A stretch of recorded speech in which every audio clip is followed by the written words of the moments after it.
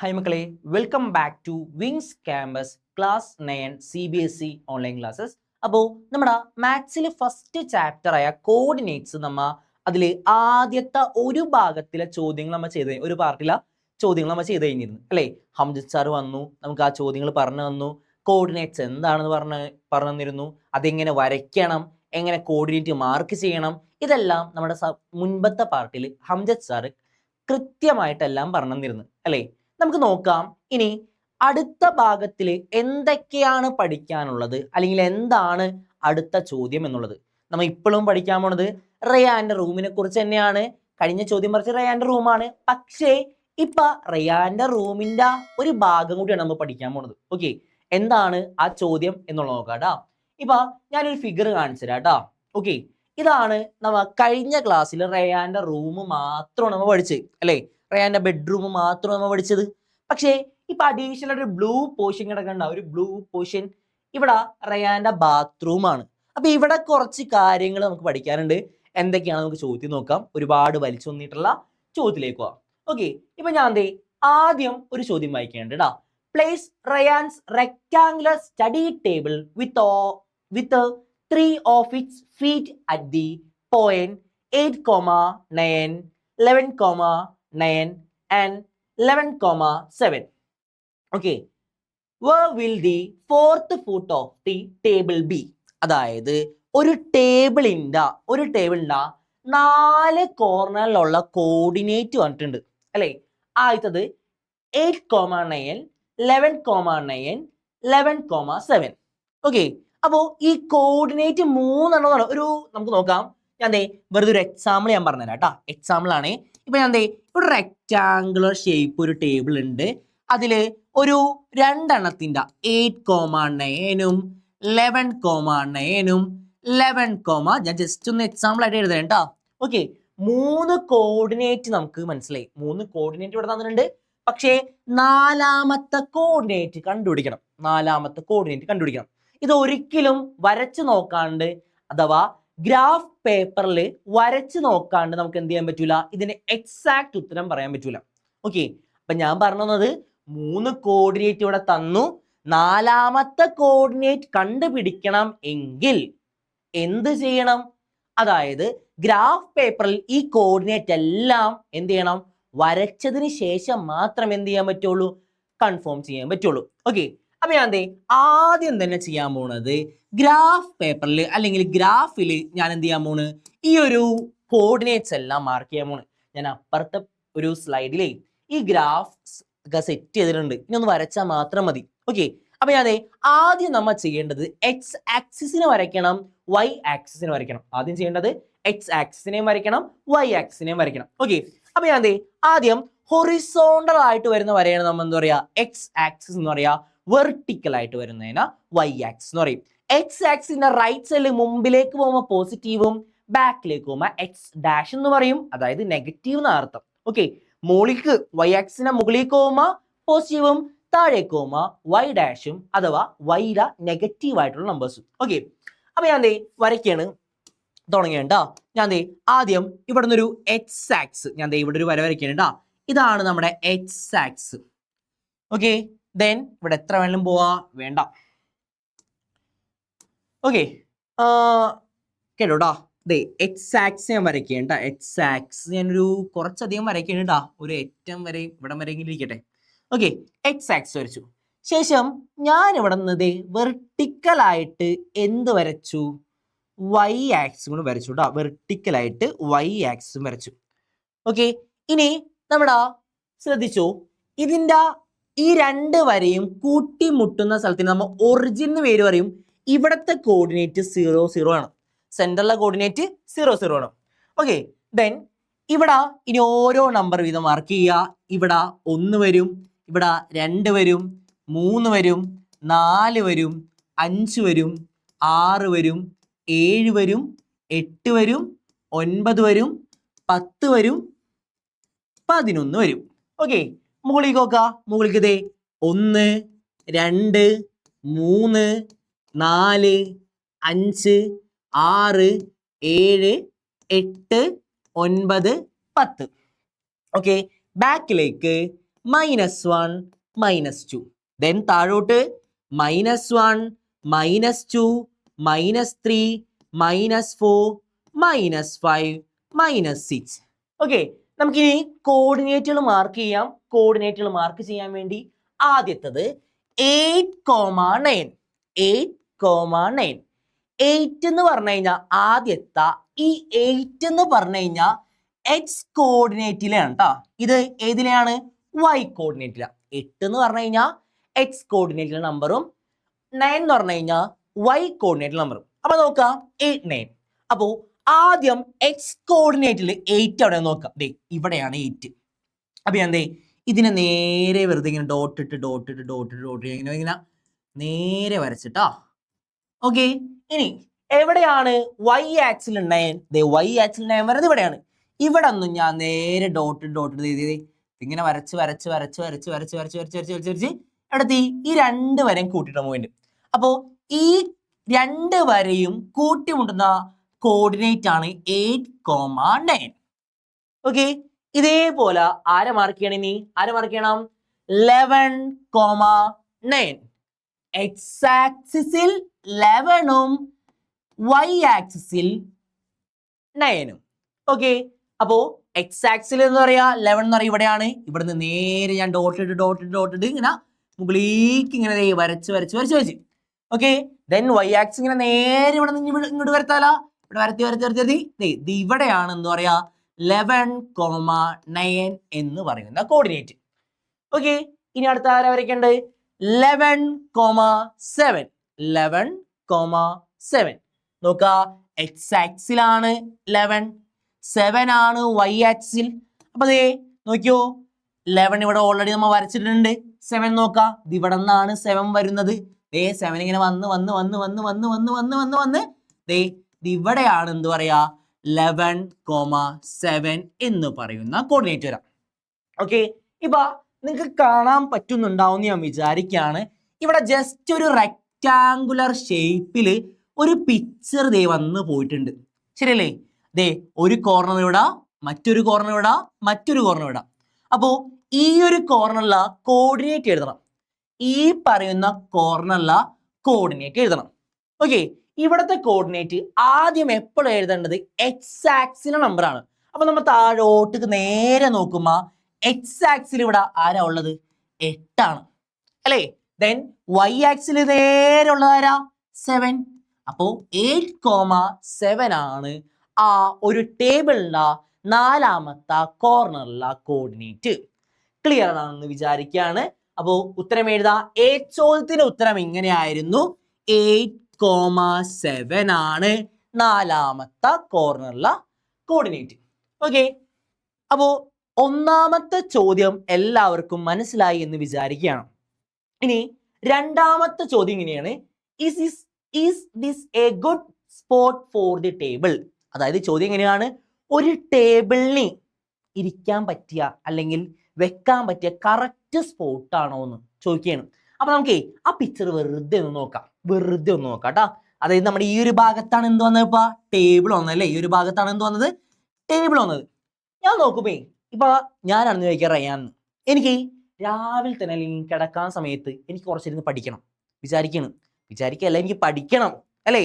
അപ്പൊ പഠിക്കുന്ന സമയത്ത് എനിക്കിവിടെ ഇവിടെ ടേബിൾ വെക്കാൻ പറ്റൂല. കാരണം എന്താ? ഇവിടെ ബാത്റൂം അല്ലേ? ഇപ്പുറത്ത് ബാത്റൂം എഴുതിച്ചിട്ടുണ്ട്. ബാത്റൂമിന്റെ അവിടെ വെക്കണം എങ്ങനെയാ? പിന്നെ അതുപോലെ തന്നെ ഇവിടെ നമുക്ക് ഡോറ് വരുന്നുണ്ട്. ഡോറ് കയറി ചെല്ലുമ്പോൾ എങ്ങനെ ടേബിൾ ഇവിടെ ഒരു ടേബിൾ വെക്കാം അല്ലേ? അതൊക്കെ നമുക്ക് പെട്ടെന്ന് പറ്റുന്ന കാര്യമല്ല. അപ്പൊ ഞാൻ ഇവിടെ ടേബിൾ വെക്കാൻ ചോദിക്കണം.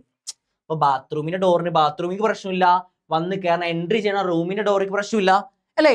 ഒരു കോർണറിലായിട്ട് ഒരു ടേബിൾ ഉണ്ട്. അപ്പോ ഇവിടെ ടേബിളിന് വെക്കാൻ പറ്റിയ കറക്റ്റ് സ്പോട്ടാണത്. ഓക്കെ, എങ്ങനെയാണ്? ടേബിളിന് വെക്കാൻ പറ്റിയ കറക്റ്റ് സ്പോട്ടാണ്. അപ്പോ അതിന്റെ ഉത്തരം നമുക്ക് എങ്ങനെ എഴുതാം? ബി ചോദ്യത്തിന് ഉത്തരം ഞാൻ എഴുതുകയാണ്. Yes, it is A good spot. Yes, it is A good spot. Okay, അതായത് ഒരു ടേബിളിന് കറക്റ്റ് ആയിട്ട് വെക്കാൻ പറ്റിയ ഒരു സ്ഥലമാണ് എന്ന് പറയുന്നത് ആ ഒരു കോർണറിൽ എന്ന് പറയുന്നത്. ഇനി അടുത്ത ചോദ്യം നോക്കാം. What is the width of the table and length? Can you make out the length of the table? അതായത് 2-3 ചോദ്യമുണ്ട്. വിഡ്ത്ത് കണ്ടുപിടിക്കണം, ലെങ്ത് കണ്ടുപിടിക്കണം, ഹൈറ്റും കൂടി കണ്ടുപിടിക്കാൻ പറഞ്ഞിട്ടുണ്ട്. നമുക്ക് ആദ്യം സി ചോദ്യത്തിൽ ആദ്യം വിഡ്ത്ത് തന്നെ കണ്ടുപിടിക്കാം. Width, okay. ദെൻ ലെങ്ത്തും കണ്ടുപിടിക്കണം, അതേപോലെ തന്നെ ഹൈറ്റും കണ്ടുപിടിക്കണം. 3 കാര്യങ്ങളോട് കണ്ടുപിടിക്കണം. ഒന്ന് വിഡ്ത്ത്, ലെങ്ത്, ഹൈറ്റ്. അതിനുവേണ്ടി നമ്മൾ വരച്ച ഗ്രാഫിലേക്ക് ഞാൻ വീണ്ടും പോവുകയാണ്. അപ്പോൾ നമുക്ക് ഇതിന്റെ റെക്റ്റാങ്കിൾ ഷേപ്പിന്റെ ലെങ്ത് തന്നെ ആദ്യം നോക്കാം കേട്ടാ. ലെങ്ത്, ഇതാണ് നമ്മുടെ ലെങ്ത് എന്ന് പറയുന്ന ഒരാളല്ലേ. ഓക്കെ, അപ്പോ 8ഉം 11ഉം, അതായത് 8 മുതൽ 11 വരെയുള്ള ഡിസ്റ്റൻസ് നോക്കിയാൽ മതി. അതായത് ഇവിടെ നിന്ന് 1 യൂണിറ്റ്, ഇവിടെ നിന്ന് 2 യൂണിറ്റ്, ഇവിടെ നിന്ന് എത്ര 3 യൂണിറ്റ് ആണ് ലെങ്ത് എന്ന് പറയുന്നത് അല്ലേ.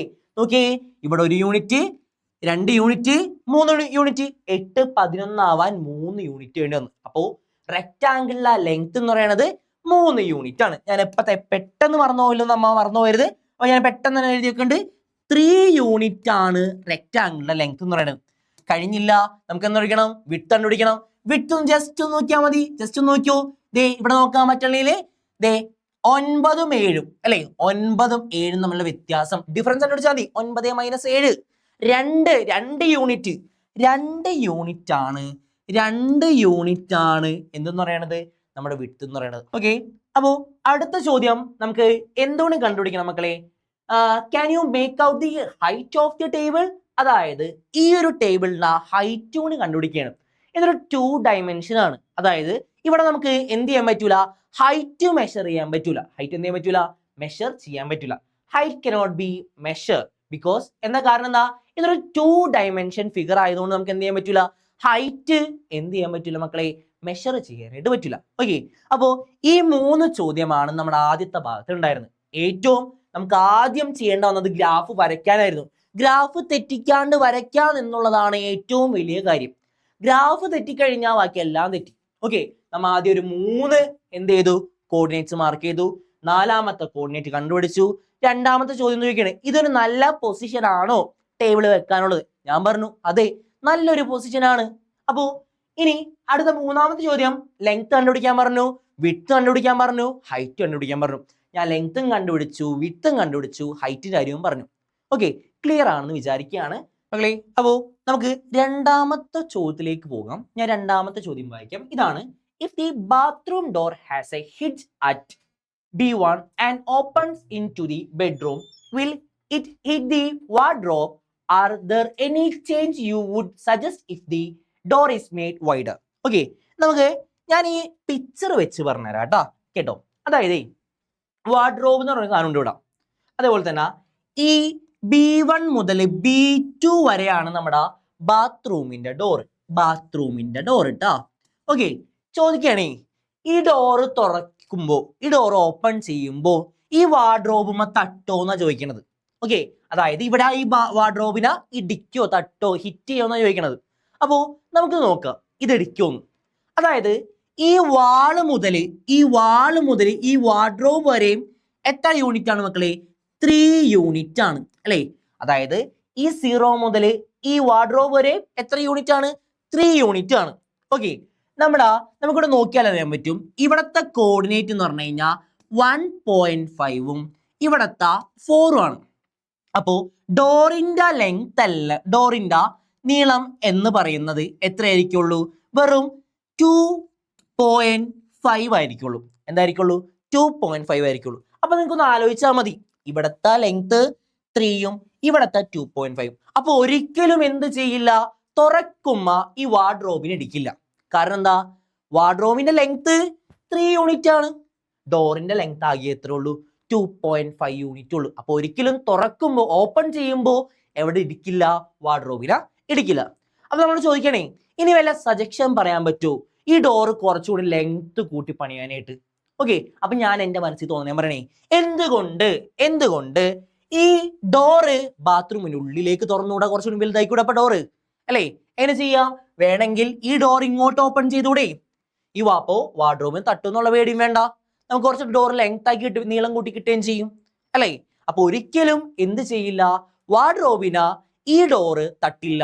കാരണം ഈ വാളിൽ നിന്ന് വാർഡ്രോബിലേക്കുള്ള ദൂരം 3 യൂണിറ്റും നമ്മുടെ ഡോറിന്റെ ലെങ്ത് 2.5 യൂണിറ്റ് ആണ്. അപ്പൊ ഒരിക്കലും എന്ത് ചെയ്യില്ല, വാർഡ്രോബിനെ തട്ടൂല. ഓക്കെ, പിന്നെ രണ്ടാമത് പറഞ്ഞ കാര്യം എന്താണ്, കുറച്ചൊരു സജഷൻ പറയാൻ പറ്റുമോ? ഒരു സജഷൻ പറയാൻ പറ്റുമോ എന്തിനെ കുറിച്ച്? ഈ ഡോറ് ലെങ്ത് കുറച്ച് നീളം കൂട്ടി പണിയാനായിട്ട്.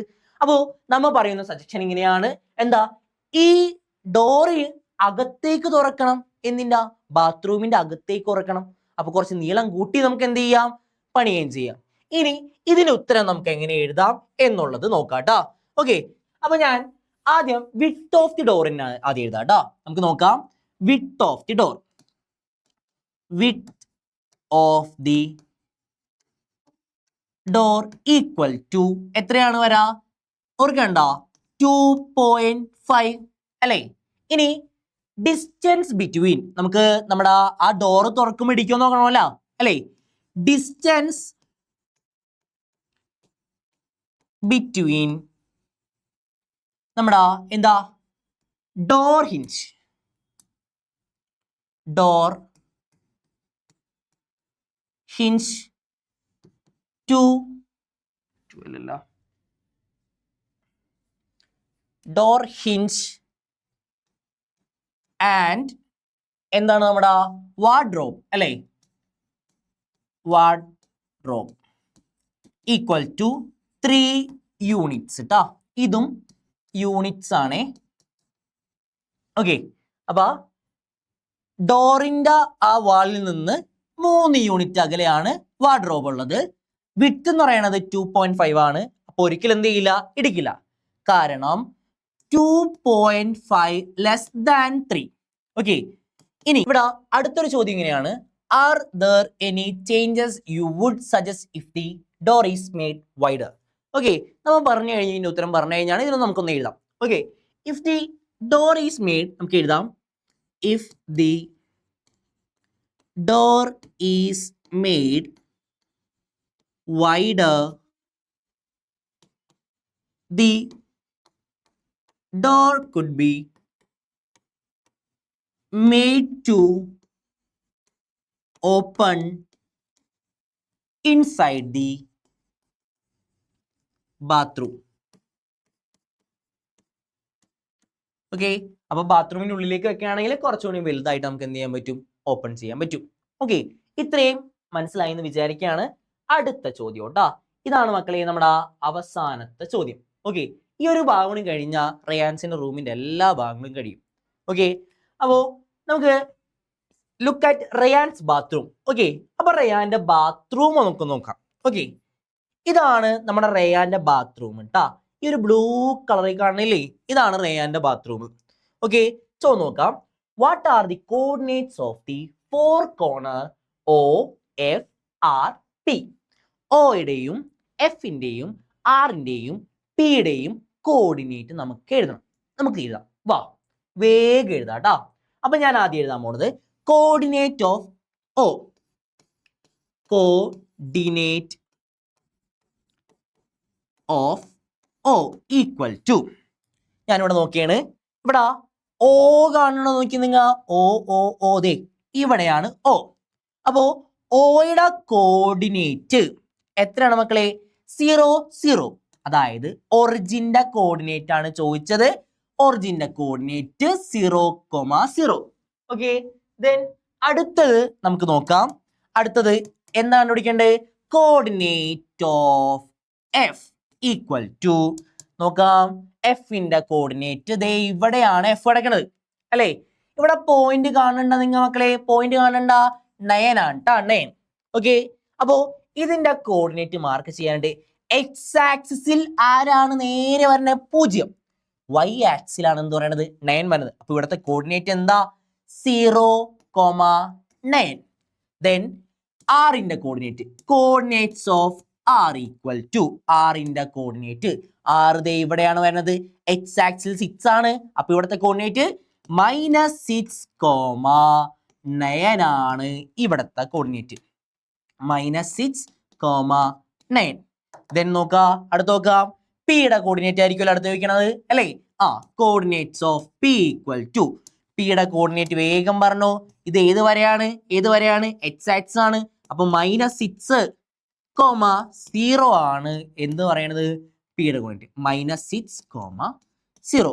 ഇത്രയും മനസ്സിലായി എന്ന് വിചാരിക്കേണ്ട. ഓക്കെ, അപ്പൊ എല്ലാവരും ഇതൊക്കെ നന്നായിട്ട് ചെയ്ത് നോക്കണം. നമ്മ ഇത്രയും കോർഡിനേറ്റുകൾ നമ്മൾ എഴുതി, ആറിന്റെ എഴുതി, പിയുടെ എഴുതി, എഫിന്റെ എഴുതി, 0 എഴുതി. ചോദ്യം കംപ്ലീറ്റ് ചെയ്യും.